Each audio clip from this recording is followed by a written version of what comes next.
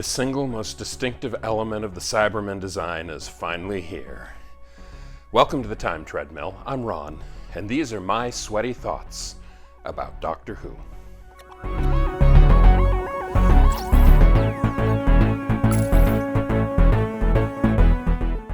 The Wheel in Space, like most of the Second Doctor stories, is a 6-episode story. Unfortunately, also, like most Second Doctor stories, most of this one is completely lost. Of the 6 episodes, only episodes 3 and 5 remain in the BBC archives. All we have of the rest are telesnaps and audio recordings. So today what I watched was the surviving 3rd episode, and then a loose cannon reconstruction of the 4th episode.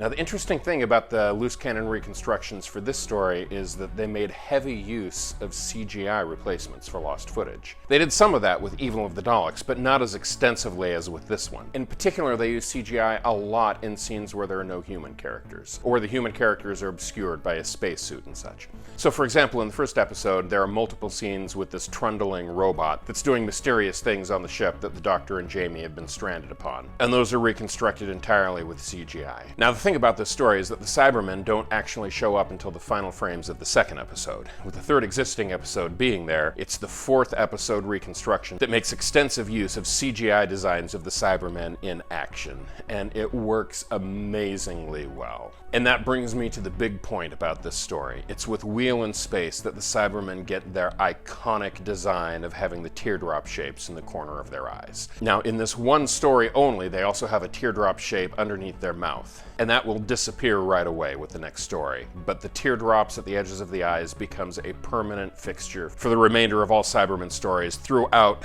the entire history of Doctor Who, right up through the modern current series of Doctor Who. Now, that doesn't mean the Cybermen design is complete with the story. There's one more major evolution that happens in the next story that sets their look and feel for the rest of the classic series. And that makes the Wheel in Space Cybermen a kind of a weird hybrid.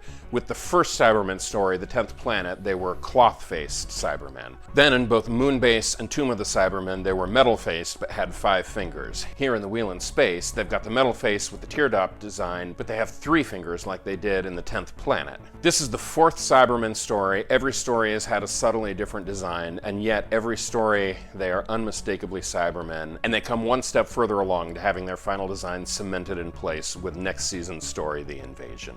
As for this story itself, well, I've got one more day to talk about this, so I'll leave that for tomorrow. And for right now, I'm going to call it a day. And so, as I always say during this pandemic, stay home, stay safe, be kind, be patient, and I will see you tomorrow.